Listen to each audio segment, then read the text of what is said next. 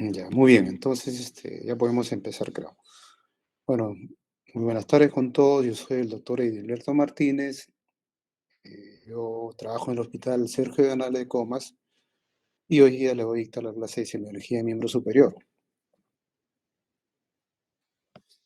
Entonces, a medida que avancemos, vamos a referirnos tanto a las articulaciones y segmentos que conforman el miembro superior y hacer referencia a como estamos en semiología, los signos y síntomas más importantes o más frecuentes que ustedes deben conocer y que lo van a ir viendo probablemente en sus prácticas, en la consulta externa, en emergencia, según lo que le toque en la práctica, ¿no? Empezamos con el hombro. Como ustedes pueden ver el hombro, ah, cuando realizamos el examen físico o observamos obviamente la persona descubierta para hacer un buen examen físico, lo primero que hacemos siempre es comparar, ¿no? Acuérdense que en el cuerpo todo es simétrico, ¿no? Ahí se existe un lado derecho, un lado izquierdo y podemos compararlo. En el caso de miembros superiores sucede algo muy parecido que en miembros inferiores. Podemos comparar y podemos hacer eh, esa comparación para determinar si existe alguna alteración o no. Como pueden ver las imágenes, yo puedo ver alguna alteración de la anatomía en el miembro superior.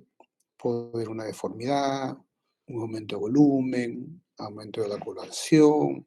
Si en la palpación puedo, además de aumento de la coloración, puedo percibir el aumento de temperatura, ¿no? Si es que podríamos estar hablando probablemente de una infección. Como pueden ver las imágenes, ustedes saben que el hombro tiene un borde contorneado, redondo, como pueden ver acá, si en mi cursor. Y a veces podemos identificar algunas patologías, algunas alteraciones que podemos ver, como por ejemplo, miren este hombro. Es fácil darse cuenta acá que probablemente acá existe una disminución de la masa muscular, que podríamos estar hablando de una hipotrofia del trapecio, del deltoides, que, como se muestra ahí en la imagen, sobresale las estructuras óseas que son evidentes, ¿no? En ese caso el acromio. O en la parte anterior, en la región clavicular, es muy evidente la región clavicular, es muy bien identificable y si existe alguna alteración es fácilmente describible, ¿no? Y si vemos de forma en la parte posterior, miren en esta imagen de un niño, donde podemos comparar las escápulas y vemos que de alguna manera hay una alteración ahí, ¿no? Esta es una enfermedad congénita que se denomina la escápula lata o escápula alada, que se ve en una enfermedad congénita que es la enfermedad de Sprengel.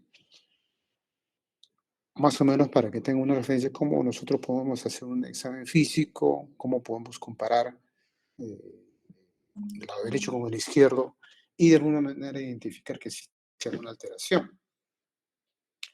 Con el hombro es importante, así como en todos los miembros que se va a estudiar como nivel superior y inferior, es hacer hincapié en lo que es la movilidad, ¿no? Esta movilidad, como ven las imágenes, se describe según los planos del espacio. Como por ejemplo, si estamos en el plano sagital, vamos a hablar de los movimientos de flexión-extensión. Si estamos en el plano frontal, hablaremos de los movimientos de abducción, de aducción, y en el plano horizontal de las rotaciones.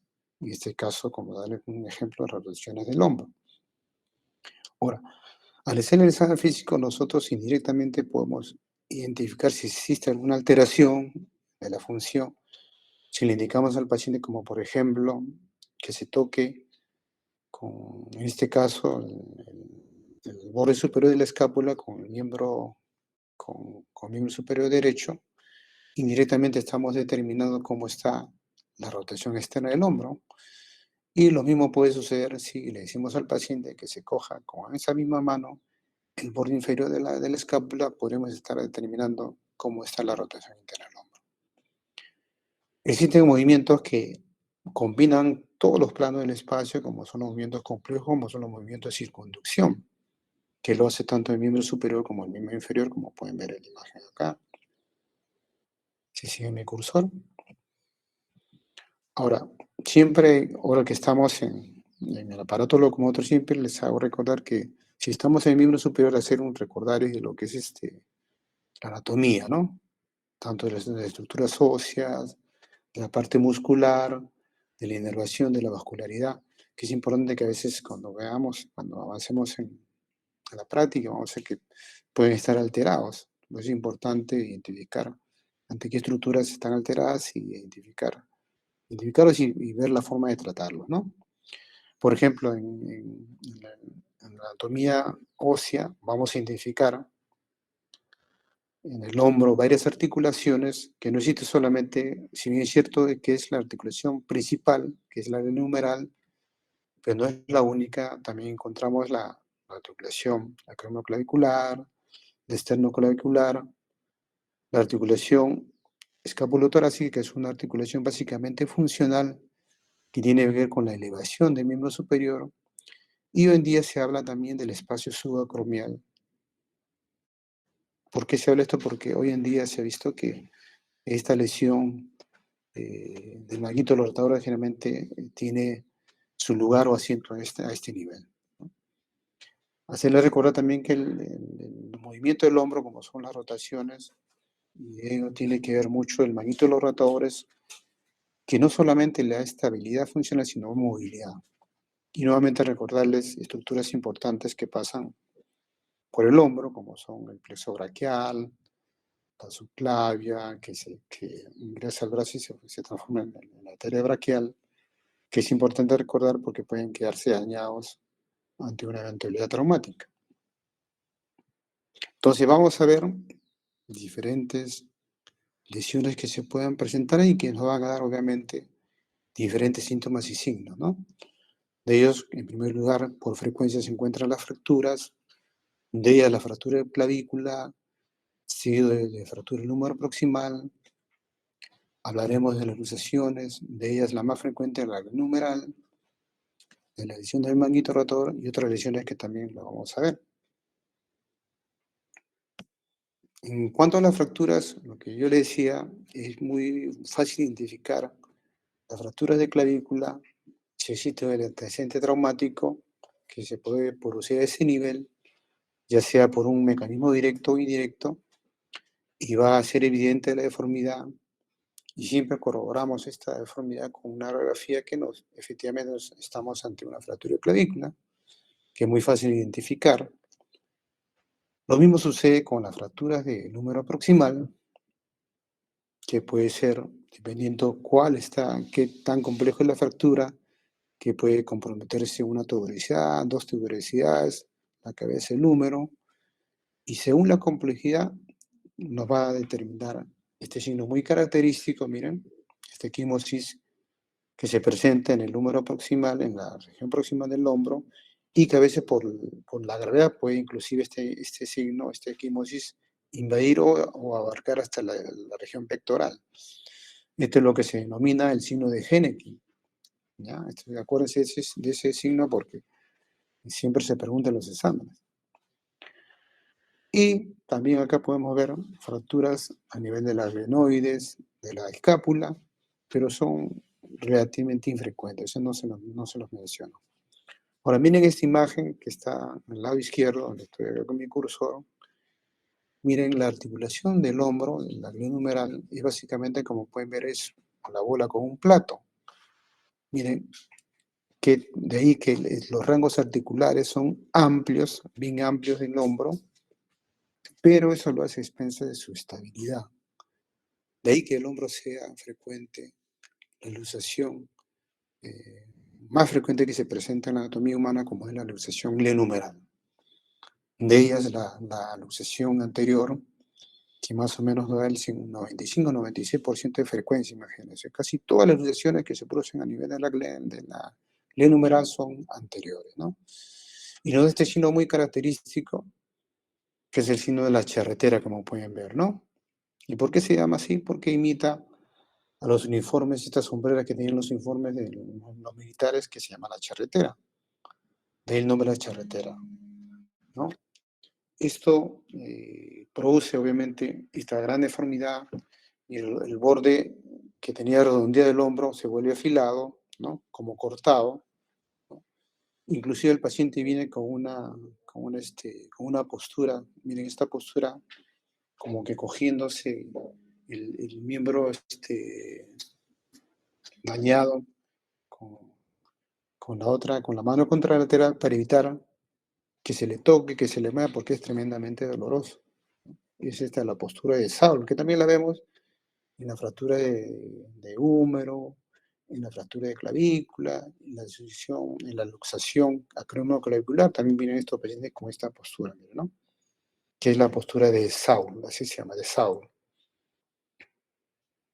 Ahora, a veces se tiende a confundir la luxación glenumeral con esta luxación, mira, ¿no? Con la luxación acromioclavicular.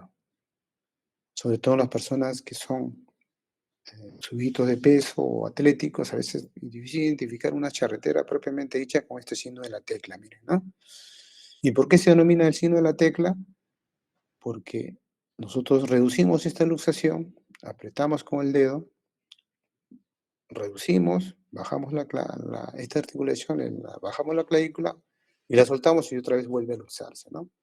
Eso habla obviamente de la contención o el daño que se ha producido en los ligamentos que contienen esta articulación. De ahí el nombre de la signo de la tecla, ¿no? Ahora, yo digo que se puede confundir porque si uno es exhaustivo en el examen físico, vamos a ver que los movimientos tanto de flexión, extensión, de rotación no van a estar comprometidos porque la articulación glenumeral está intacta. Lo que sí probablemente esté comprometido es la abducción, ¿no? Que hace que le demos el antebrazo y esto de alguna manera puede ser produciendo el deltoides algo de lesión por acá que pueda traducirse en dolor, ¿no? Entonces hay que tener cuidado, ¿no? Lo que es una luxación acromioclavicular de una glenohumeral. Acá también existe lo que se denomina las lesiones del manguito de los rotadores, que es bastante frecuente, está en ese grupo de que vamos a hablar posteriormente, que es el síndrome de hombro doloroso, como una de las principales causas del hombro doloroso, ¿no? Ah, ah, antiguamente la lesión del manguito de los rotadores era muy frecuente en las personas de la tercera edad. ¿Por qué? Porque según la actividad que realizaba el paciente, los años, eh, como son de la tercera edad, generalmente empiezan a desgastarse los tendones de este nivel y se producía de alguna manera alguna tendinitis o algún desgarro de este tendón del manguito del rotador, sobre todo el supraespinoso, que es el más frecuente, que es el que se daña con mayor frecuencia y que va a producir a este nivel, yo le decía, en este espacio subacromial, que puede producirse, que va a ser una de las causas de esta lesión del manguito rotatorio, como son el síndrome de pinzamiento, que tiene que ver mucho con la forma del acromio, puede producirse básicamente una tendinitis, que es el movimiento repetitivo, que se produce en una actividad que puede realizar la persona y que con el tiempo, según eh, avanzado la edad, puede haber cierta degeneración a nivel de este nivel y que puede producirse alguna ruptura, ¿no? Obviamente que hoy en día esta lesión del manguito rotor también puede verse en las personas que hacen actividad física, personas jóvenes y muy activas, ¿no? Que hacen actividad física y se pueda producirse también una lesión del manguito de los rotadores. Obviamente, una forma de identificar cuál es el tendón que está comprometido generalmente es el supraespinoso, es realizar un buen examen físico para determinar cuál de los tendones que forman el manguito rotor está más comprometido. Entonces yo les hablaba de este síndrome grande, que engloba no solamente las fracturas, que engloba la lesión del manguito de los rotadores. Acá lo podemos diferenciar según la etiología, que pueda corresponder a un patrón periarticular, obviamente una patología tendinosa, una bursitis de este nivel, un patrón articular que es propiamente el de la articulación, como puede ser un hombro congelado, por alguna razón la cápsula que hace la contención del hombro empieza a fibrosarse, empieza el paciente a tener gran limitación funcional y que se hace crónico. Y esto produce, obviamente, lo que se denomina el hombro congelado, ¿no? Puede verse también una artrosis, hay un sinnúmero de patologías particulares que es menos frecuente que también corresponden a este síndrome de hombro doloroso que tienen un origen articular o puede verse a causas extrínsecas como son, como por ejemplo, patologías de la columna cervical y que tienen referencia o son referidos como dolores a nivel del hombro. Entonces, este síndrome es grande, como pueden ver, que responde a mucha patología, muchas causas. Bajamos, nos encontramos en el brazo y aquí vamos a ver alteraciones básicamente eh, que corresponden a su alineación, a su eje, deformidades que tienen que ver con las alteraciones del eje. Y de ellos, lo más frecuente son las fracturas de húmero de la diáfisis humeral, que nos van a dar obviamente gran deformidad, con gran aumento de volumen, equimosis importante, como ven en la imagen acá, y que a veces estas fracturas pueden producir producidos por la fractura, o puede ser producidos cuando uno quiere hacer una reducción de forma así manual, cerrada, y puede dañarse el nervio radial. Por eso es importante, cuando ante una fractura de diáfisis humeral, examinar cómo está la inervación del nervio radial, porque puede el paciente tener una mano péndula y de forma indirecta nos estaría hablando de que estamos ante una posible lesión del nervio radial, que probablemente requiere una exploración.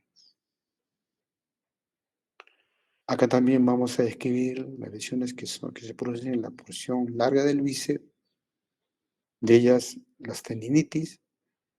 Acuérdense que todas las tendinitis se producen por movimientos repetitivos, la misma función realizada de forma muy, muy frecuente, y que el tendón o músculo se saturan, se desgastan y pueden producir microtraumas, y eso produce las tendinitis, ¿no? Y eso la podemos identificar solamente palpando la correa bicipital, o a veces despertamos el dolor, como pueden ver acá, haciendo contrarresistencia. El paciente le ponemos con flexión de codo y mano en supinación, y indicamos que flexión del codo, haciendo obviamente contrarresistencia con otra mano, con la mano del examinador, y eso produce despierto de dolor a este nivel, a nivel de la correa bicipital.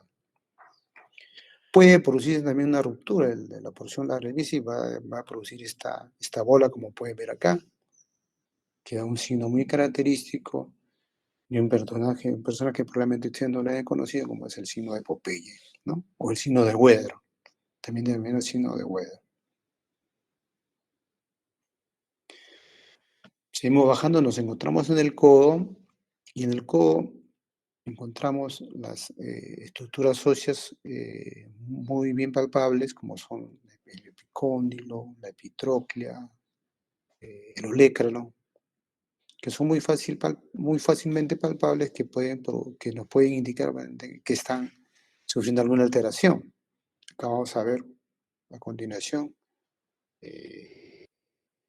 como son las tendinitis clásicas, como son el codo del tenista, el codo del golfista, que lo vamos a describir, pero yo voy a hacer nuevamente recordar la parte anatómica, vuelvo a repetir, como son las estructuras óseas, esas tuberosidades importantes que solamente con la palpación podemos describir si existe alguna lesión, como es el epicóndilo, la epitróclea, el olecrano, y que acá se describe si estamos examinando a un paciente y lo vemos con el codo flexionado, como ven en esta imagen a la derecha, en el borde superior, ahí mi cursor.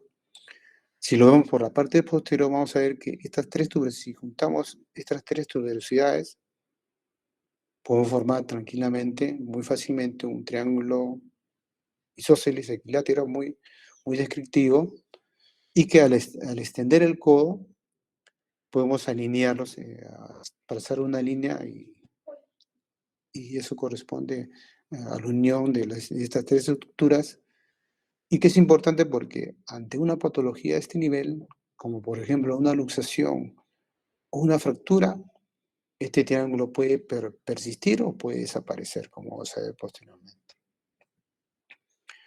También es importante los movimientos de flexo-extensión del codo, y sobre todo un movimiento muy característico que lo realizamos con la muñeca, como es el movimiento de pronosupinación, que es un movimiento que lo tiene básicamente la raza humana, no lo tiene otra especie, solamente la raza humana, como es la pronosupinación, y de ello la articulación radiocubital proximal o superior, que repetir que se conjuntamente con la muñeca, como vamos a ver posteriormente. Entonces, acá vamos a determinar esas clásicas tendinitis que, como es la epicondilitis o epitrocleitis, o codo del tenista o codo del golfista, pero en sí no es una inflamación de esas estructuras óseas, sino de los tendones que se insertan, del tendón conjunto que se insertan a este nivel, como es en el caso del codo del tenista, el tendón conjunto que tiene que ver con la extensión de la muñeca, y en el caso del codo del golfista, con el tendón conjunto de la flexión de los flexores de muñeca, ¿no? Y que a veces se produce dolor al palpar solamente cuando se presenta esa tendinitis a nivel del epicóndilo o la epitróclea, o despertamos el dolor haciendo contrarresistencia, como pueden ver en el caso del codo del tenista, palpamos el epicóndilo y le indicamos al paciente, obviamente con resistencia, que extienda la muñeca y producimos el dolor a este nivel. Y lo mismo sucede en el nivel de la epitróclea.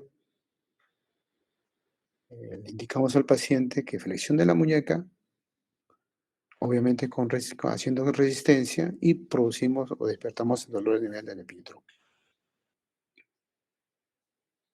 Acá también vamos a tener estas lesiones muy características como son la bursitis o la craneana. Acuérdense que las bursas son estructuras que evitan el roce, el roce entre dos estructuras que están en movimiento, ¿no?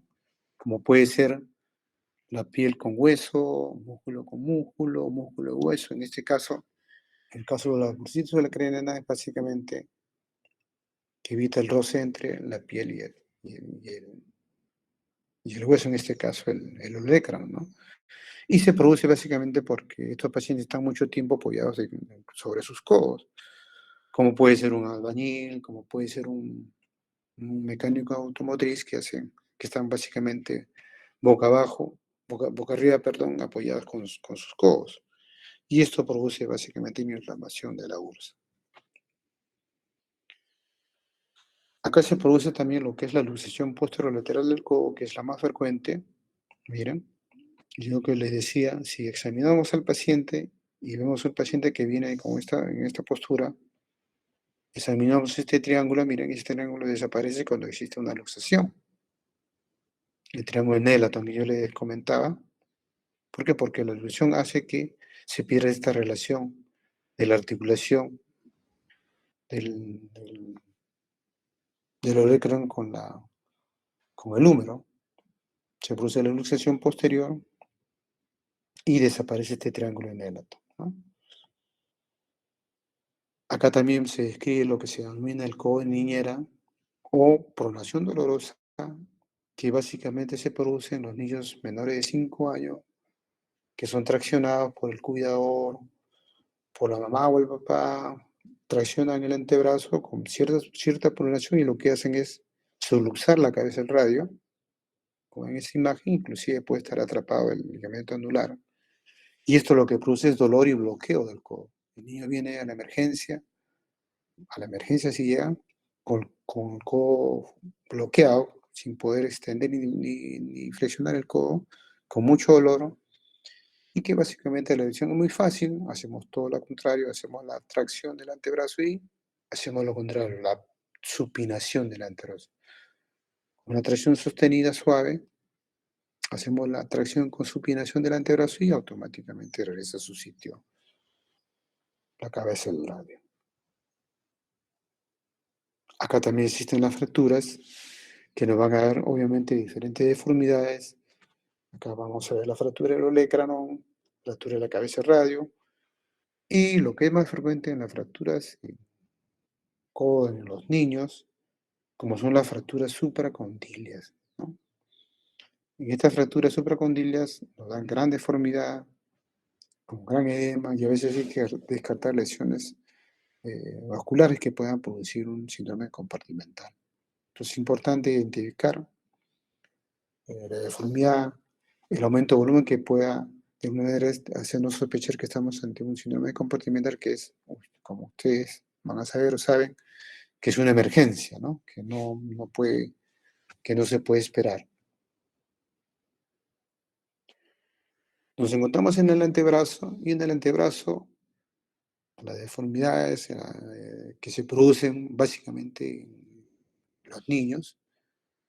Van a haber alteraciones del eje, nuevamente se producen alteraciones de deformidades en su forma, en el eje, como pueden ver acá, y que los niños tienen esa particularidad de tener, de ser las estructuras óseas, cierta plasticidad, ¿no? Por eso a veces se angulan, como pueden ver acá en las imágenes, se angulan previos a fracturarse, o se produce la fractura clásica en tallo verde, donde se fractura uno cortical y la otra cortical queda intacto.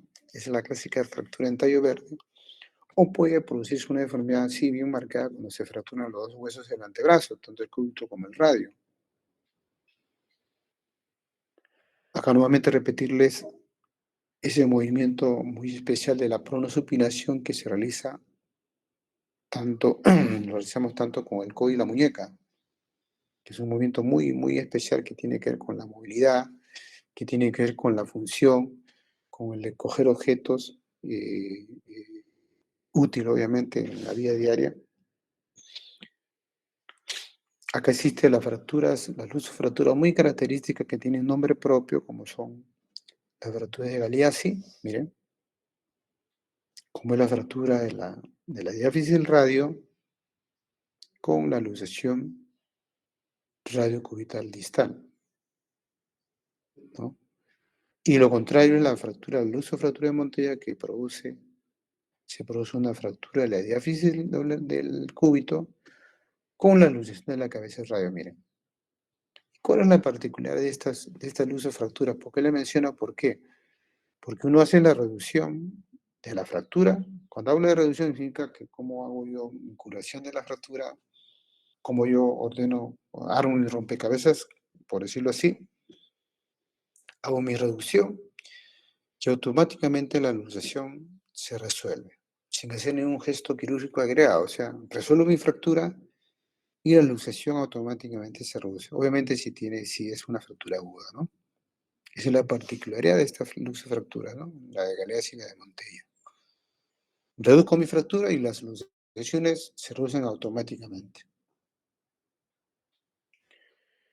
Existe también lo que se denomina la sinostosis radiocubital proximal congénita. Si es cierto, no es tan frecuente, pero es muy característico. ¿Por qué? Porque la mamá, el papá no se dan cuenta hasta que el niño tiene aproximadamente 5 o 6 años y se dan cuenta que el niño cuando quiere coger algún objeto, si le dice pásame una botella, un vaso, Para hacer, para coger ese objeto, lo que tiene que hacer el niño es, obviamente, tiene que supinar el antebrazo.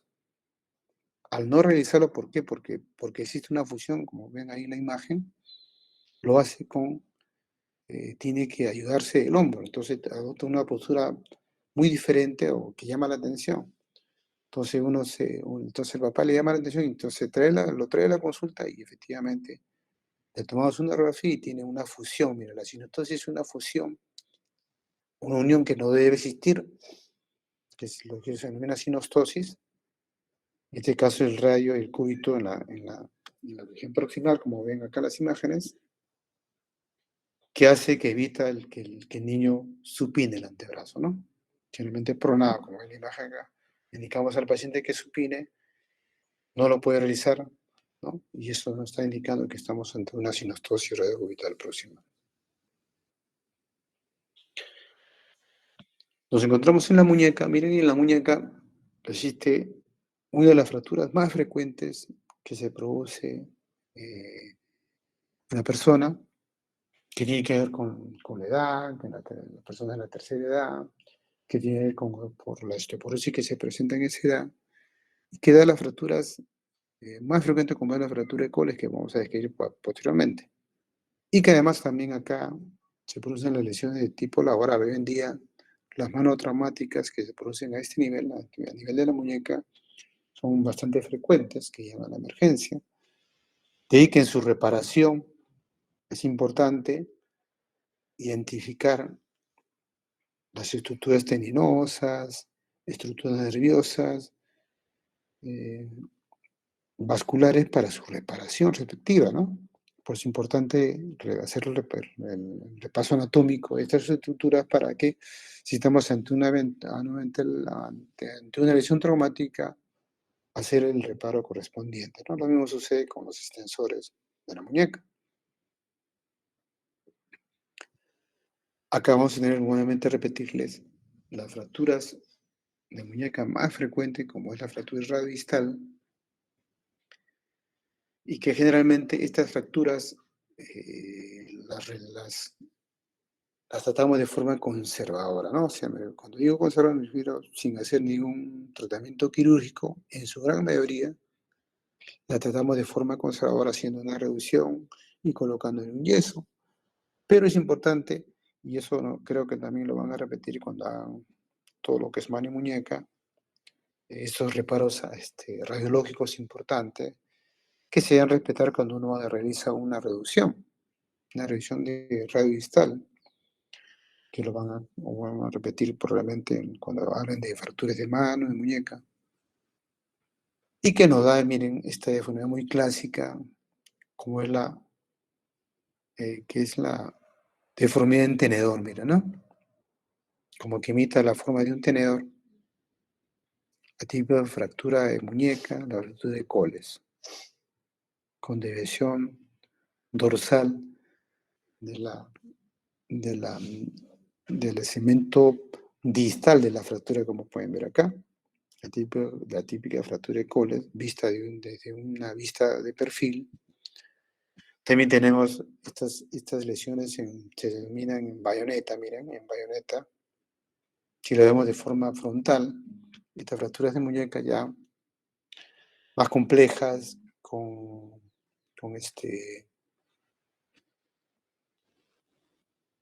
con extensión a la articulación, o sea, comprometiéndose más la fractura. Acá también vamos a tener los clásicos los quistes sinoviales, como son los clásicos gangliones, que son quistes benignos, que por alguna razón, por la movilidad, por la fuerza que se ejerce al hacer una actividad, empiezan a aparecer estos quistes, los típicos gangliones, que son quistes sinoviales, que dan este muy característico tanto en el lado ventral como el lado dorsal. Acá también vamos a tener tumores óseos. De ellos, el tumor a células gigantes, si bien es cierto, este tumor es muy frecuente a nivel de la rodilla, pero también se presenta en la muñeca. Y de ellos el radio distal está comprometido, como pueden ver, es un tumor muy agresivo, que si uno no lo trata, miren, con tiempo, destroza toda la articulación. Y también acá vamos a describir lesiones que por palpación podemos describir si es que existe alguna lesión. Acá vamos a ver, como por ejemplo, el clásico síndrome de túnel carpiano.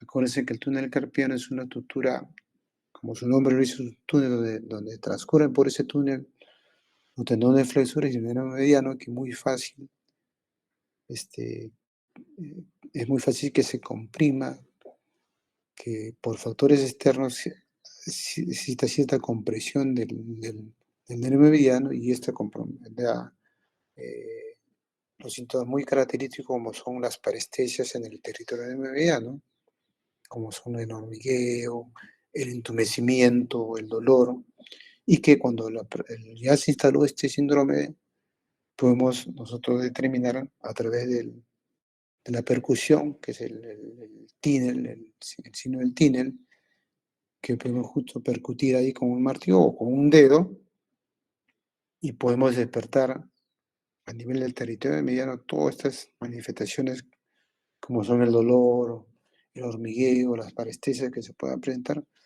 O podemos hacer el signo de Fallen, como pueden acá. Ponemos en las dos dorsales de ambas manos en flexión de 90 grados, y en menos de un minuto empieza a aparecer las parestesias nuevamente. ¿no? Entonces nos está indicando que estamos ante un síndrome del túnel carpiano. Otro signo muy característico que se describe y que nos habla también, obviamente, de la movilidad de la muñeca, es el signo de Finkelstein.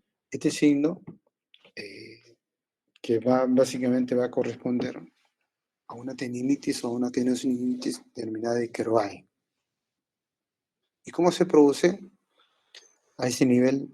Sobre todo es muy característico, por ejemplo, ver a las madres primerizas que tuvieron su primer hijito y que, que están constantemente eh, cargándolo, levantándolo y se producen este movimiento repetitivo en esta zona que sobrecargan al extensor en este compartimento donde transcurre el extensor corto del pulgar y el aductor largo del pulgar, produciéndose un dolor a este nivel y que se despierta con este signo que es el signo de Pilkestein.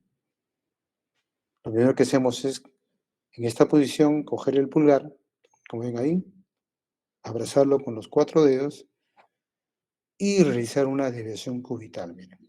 Al hacer este movimiento, como que traccionamos este par de tendones y produce un dolor muy exquisito a este nivel. Eso nos estaría indicando que estamos ante un signo de Finkelstein positivo. Ahora, para último, para terminar, nos encontramos en la mano. En la mano, obviamente, vamos a seguir un sinnúmero de patología, alteraciones tanto de la forma y el tamaño de la mano, el número, eh, alteraciones que tienen que ver con la edad, con, enfermedades autoinmunes como la mano reumática que vamos a describir a continuación. Por ejemplo, miren, la cormegalia, si bien es cierto, es una alteración que se produce por un aumento excesivo, en este caso, de la mano, pero generalmente no lo manejamos nosotros, sino lo manejan los internistas, el endocrinólogo, y obviamente ustedes saben que eso se produce por aumento de la hormona de crecimiento. Lo que sí nosotros vemos y lo tratamos es la macrodactilia.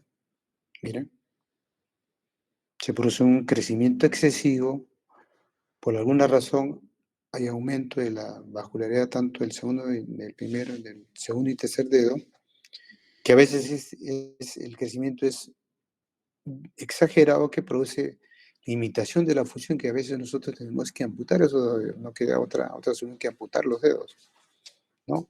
Por el crecimiento exagerado que se produce. Acá vamos a tener lo que se denomina la polidactilia, como ven en las imágenes, los dedos supernumerarios, que a veces no solamente es el aumento de las partes blandas, sino puede existir la aparición de todo un rayo completo, como pueden ver acá, miren, ¿no? El dedo, su falange con todo un metacarpiano completo. Obviamente el tratamiento es el exéresis, dedo supernumerario.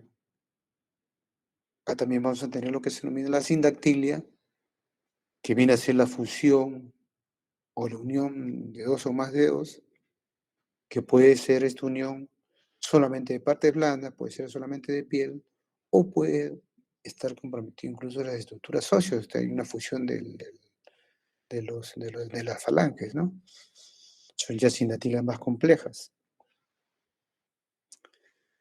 Acá se describe también una alteración, si bien es cierto, no es tan frecuente, como es una fibrosis, la fibrosis de Dupuytren, mal llamada contractura de Dupuytren, porque no es el músculo que está comprometido, sino lo que está comprometido es la fascia palmar, que por alguna razón hasta ahora no se conoce, empieza a engrosarse, a fibrosarse, a retraer los dedos, a englobar o retraer los músculos flexores, sobre todo del cuarto y quinto dedo, y producen esta deformidad, que a veces por, por la agresividad de la lesión o por descuido del paciente, a veces no queda otra cosa que a veces amputar los dedos porque limitan la función de la mano. Acá vamos a tener también los nódulos artrósicos, que se presentan en las personas que tienen, obviamente, artrosis, no solamente de cadera y rodillas, sino también puede tener artrosis en las manos, y nos dan estos nódulos muy característicos con nombre propio, como son los nódulos de Everden o de Buchar. Según la ubicación donde se ubiquen estos nódulos, le viene el nombre, como pueden ver ahí. O las manos traumáticas, como pueden ver acá, cómo se van desviando, en este caso por alteración de la articulación metacarpofalángica, que muchas veces requieren tratamiento quirúrgico con reemplazo articular. Acá también vamos a describir también los gangliones, las fracturas, las paroniquias, miren, acá están los gangliones. Los gangliones también puede producirse no solamente en una articulación, sino en el recorrido de una vaina tendinosa. Puede producir también estos quistes que sobresalen o que tienen origen de las vainas tendinosas. Acá tenemos las paroniquias, que son esta inflamación o infección en el lecho unguial, que básicamente el tratamiento es conservador con antibióticos, antiinflamatorios. Acá se describen las fracturas tanto de los metacarpianos, de las falanges, que muchas veces tienen nombre propio, como por ejemplo acá, le pongo un ejemplo, la fractura del boxeador, se produce la fractura del quinto metacarpiano, y así ahí está la fractura de Rolando, la fractura de Bennett, que tiene nombre propio, que dependiendo de la ubicación donde están estas fracturas, tienen un nombre propio. Y también se describe estas deformidades que se presentan en los dedos, como es el dedo en gatillo o en resorte. Es el nombre muy característico, ¿por qué? Porque a veces se retraen las vainas que engloban a los tendones flexores, y que retraen, y que a veces es dificultoso estirarlos, y que a veces necesitamos la otra mano para estirar el dedo y llegamos a estirarlo con dificultad, o el dedo en martillo donde tenemos lesión del extensor de los dedos, y produce esta forma donde predomina el flexor de los dedos y da este dedo muy característico, el dedo en martillo, o los dedos en boutonnière, que se producen en las manos reumáticas, como son el dedo en ojal, el dedo en cuello de cisne, que son muy característicos en pacientes con enfermedad reumatoidea. Y nuevamente siempre ante cualquier segmento, cualquier actividad, siempre la parte funcional es importantísimo, porque nos va a describir cuánto es el daño de la lesión, si está comprometido o no alguna estructura nerviosa que no tiene que ver con la movilidad, como por ejemplo este signo muy característico, el signo de la O. Cuando los pacientes le indicamos que revise este signo, podemos hablar de la indemnidad de lo bien que está la inervación de la mano.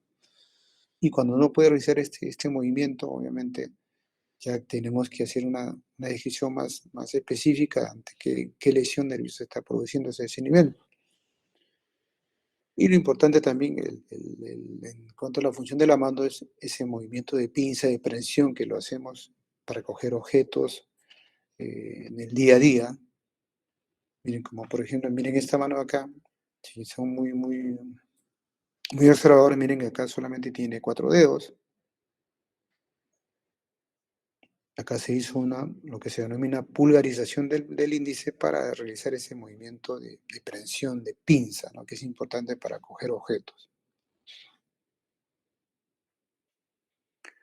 También es importante diferenciar cuando uno hace, para identificar qué tendón flexor está comprometido, si es el flexor profundo, el flexor superficial.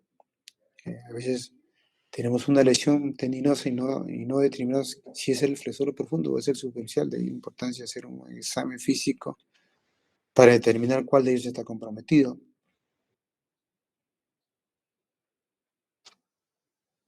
Y a su vez, como ustedes saben, ahí en el examen físico hay extensores propios, tanto del meñique como del índice. También hay que hacer el examen correspondiente para identificarlos.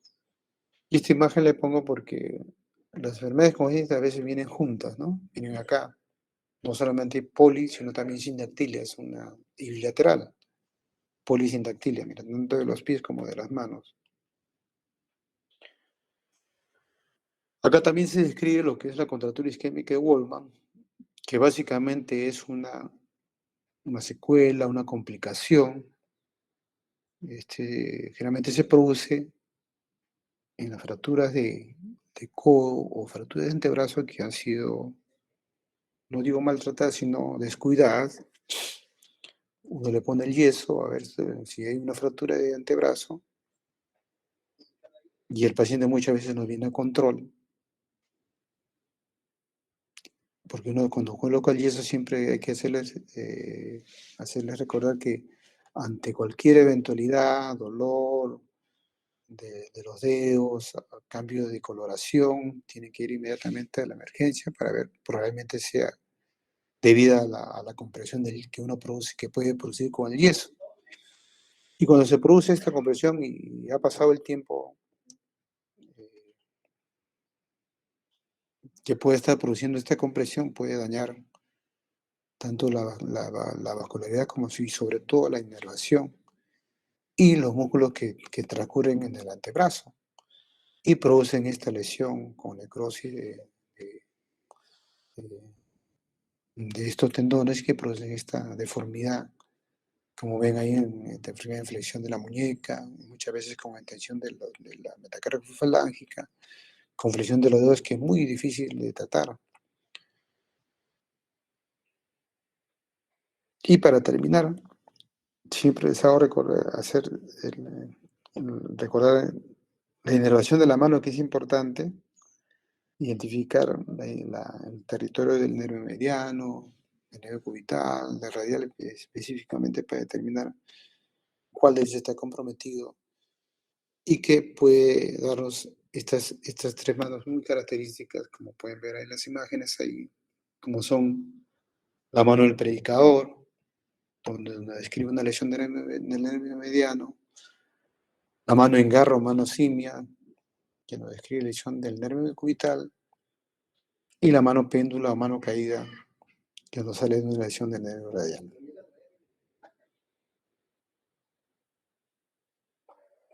Bueno, básicamente todo este es lo que quería describirles sobre semiología del miembro superior. No sé si tuvieran alguna pregunta.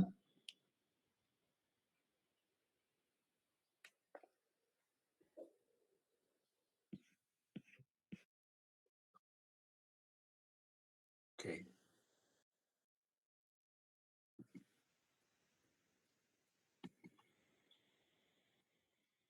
Todo claro, doctor.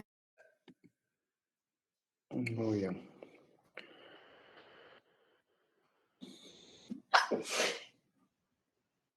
Bueno, entonces les agradezco su atención y bueno, esto ya está, creo que van a estar en todo virtual por esto del paro, creo.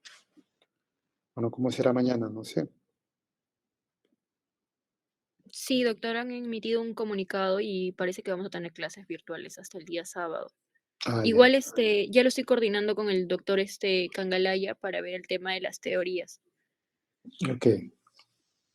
Listo. Entonces, bueno, muchas gracias. Cuídense. Muchas gracias, doctor. Gracias, doctor.